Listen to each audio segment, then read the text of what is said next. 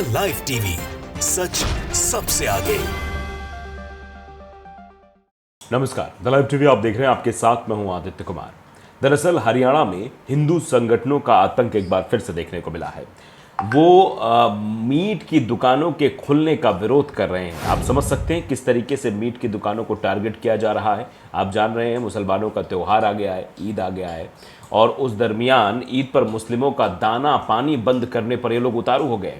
ये लोग हिंदूवादी जो संगठन है, इनका तांडव आप वीडियो ज़रा देखिए, और वीडियो को देखकर आप अंदाज़ा लगाइए कि मीट की दुकानें बंद करते हुए ये लोग नज़र आ रहे हैं, बंद करवाते हुए नज़र आ रहे हैं। प्रशासन को बुला लिया है वहाँ पर और तरह तरह की बातें कर रहे हैं। आप समझिए कि किस तरीके से ईद के टाइम पर ये सब कुछ करने की कोशिश हो रही। त्यौहार है, त्यौहार के समय ये सब कुछ हो रहा है, तो ये सवाल होता है।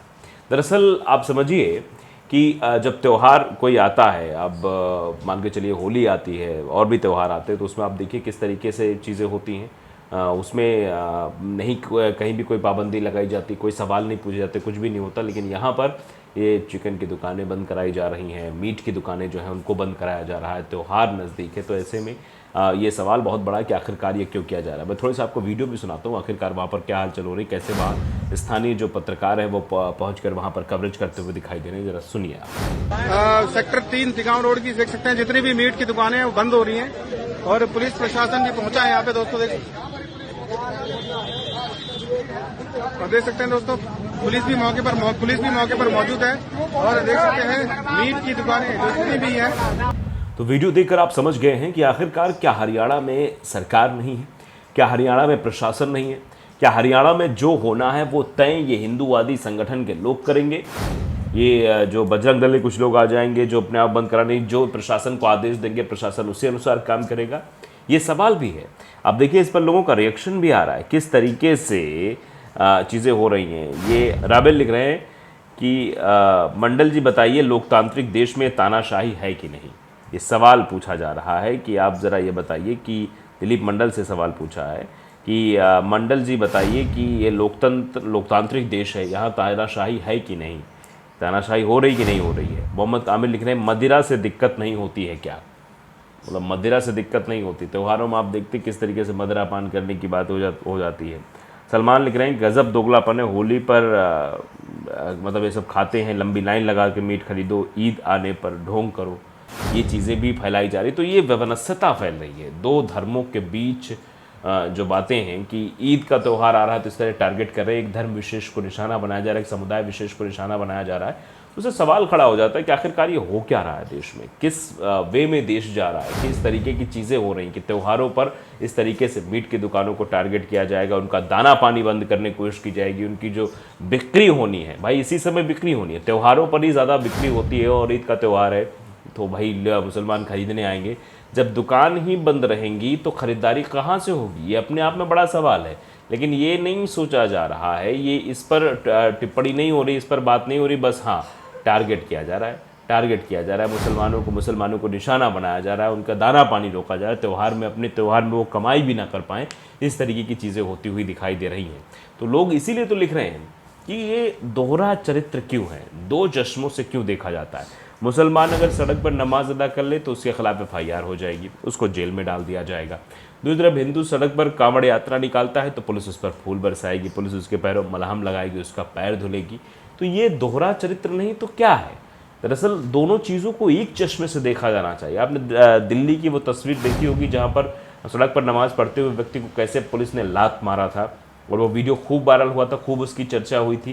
तो ये आखिरकार क्यों हो रहा है, ये नफरत क्यों बढ़ रही है, ये एक समुदाय मात्र को टारगेट क्यों किया जा रहा है। जो हरियाणा से खबर आई है कि हरियाणा में हिंदू संगठनों का ये विरोध देखने को मिल रहा है। हरियाणा में हिंदू संगठन खुले में जो दुकान है उसका विरोध करते हुए दिखाई दे रहे हैं। अच्छी बात है, लेकिन विरोध सही तरीके से होना चाहिए तो वो ज़्यादा अच्छा लगता है। अब आप देख सकते हैं किस तरीके से पहले भी कई बार हुआ है, पहले भी ऐसी तमाम खबरें आती रही कि संगठनों के वजह से, मतलब जो संगठन है वो इसमें आकर हस्तक्षेप करते। देखिए खबर मैं आपको दिखा रहा हूँ, है पुरानी, लेकिन आप देखिए गुरुग्राम में मीट की दुकानों पर संग्राम। ये हिंदू संगठन ने कहा अगर नए लाइसेंस हुए जारी तो होगा प्रदर्शन। यानी पहले तो हुआ कि लाइसेंस होना चाहिए आपके पास, अब नए लाइसेंस जारी होंगे तो प्रदर्शन करने की बात कही गई थी। और ये खबर 2022 की खबर है, 25 जून 2022 की खबर है। इसमें सीधे तौर पर लिखा है कि हिंदू संगठन ने दावा किया कि सीएम मनोहर लाल खट्टर ने खुद वादा किया था कि गुरुवार शहर में मांस बिक्री के लिए नया लाइसेंस जारी नहीं किया जाए, क्योंकि ये शीतला माता का पवित्र तीर्थ स्थान है। ये बात कही गई थी उस समय जब मुख्यमंत्री थे। अब तो मुख्यमंत्री नहीं है मनोहर लाल खट्टर, उस समय की बात जब मनोहर लाल खट्टर मुख्यमंत्री तब उससे कहा गया था। तो इसमें देखिए लिखा है, गुरुग्राम में मांस की दुकानें खोलने के लिए नए लाइसेंस नहीं जारी करने की मांग की गई है। एक हिंदू संगठन ने शुक्रवार को मांग की कि गुरुग्राम नगर निगम शहर में मांस की नई दुकानों के लिए नए लाइसेंस जारी ना करें।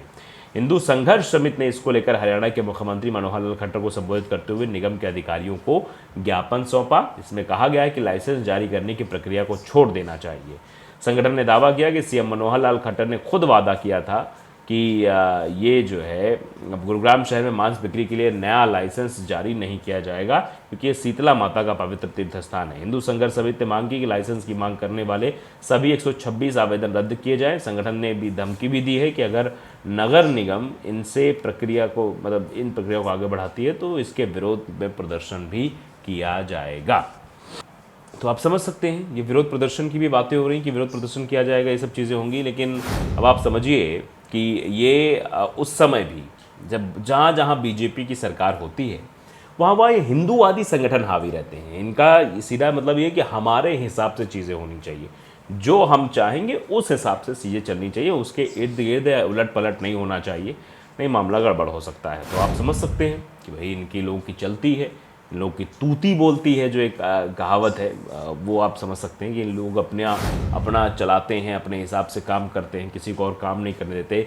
प्रशासन को भी खुद ही ले आते हैं, मीडिया को भी खुद ही ले आते हैं, सब कुछ मैनेज करते हैं और फिर मुसलमानों की दुकानों पर हमला बोलना शुरू कर देते हैं, उनकी दुकानों को बंद करने लगते हैं, लाइसेंस तक मांगने लगते हैं। ऐसा लगता है कि इस किसी संगठन के नहीं, किसी विभाग के अधिकारी हों, फूड इंस्पेक्टर विभाग हो गया हो या फिर कोई और डिपार्टमेंट हो, आकर ये लाइसेंस मांगना शुरू कर देते हैं। कैसा है भैया, लाइसेंस दिखाओ, आप लाइसेंस है कि नहीं, और लाइसेंस नहीं है दुकान कैसे खोल दिया है, ये है वो है। तो ये दरअसल चुनाव नज़दीक है, आप जानते हैं हिंदू मुसलमान चुनाव में होना है और इसीलिए ये सब षड्यंत्रकारी नीतियों के तहत ये सब कुछ किया जा रहा है। ये टारगेट मतलब बेस में किया जा रहा है, क्योंकि इसका कोई औचित्य है नहीं, कोई मतलब नहीं है। इनको पता है कि अभी ईद का त्यौहार आ रहा है और बिक्री जमकर होनी है, मुसलमानों को आर्थिक तौर पर कमज़ोर करने की नीयत, कैसा लोग कहते हैं, मैं नहीं कह रहा हूँ, ऐसा लोग कहते हैं, जो मुस्लिम बिरादरी के लोग हैं, जो उनके धर्मगुरु ये कहते हैं कि ये दरअसल मुसलमानों को निशाना इसलिए बनाया जाता है कि इनको आर्थिक रूप से कमज़ोर किया जा सके। कर्नाटक में आपने देखा था,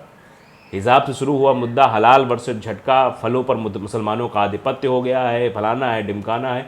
किस तरीके से जब भारतीय जनता पार्टी की सरकार कर्नाटक में थी तो कितना उपद्रव हुआ था, किस तरीके से आर्थिक तौर पर मुसलमानों को कमज़ोर करने की पूरी कोशिश की गई थी।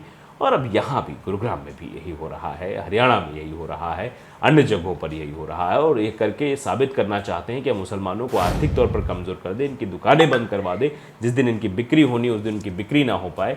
ये करके हम जो है अच्छे साबित हो जाएंगे। तो शायद ऐसा लग नहीं रहा है, लेकिन स्थितियाँ तो शायद वही दिखाई दे रही हैं। तो लाइव टीवी को अगर आपने सब्सक्राइब नहीं किया ज़रूर करिए, बेल आइकन दबाइए ताकि सच खबरें आप तक पहुँचती रहें। नमस्कार। द लाइव टीवी, सच सबसे आगे।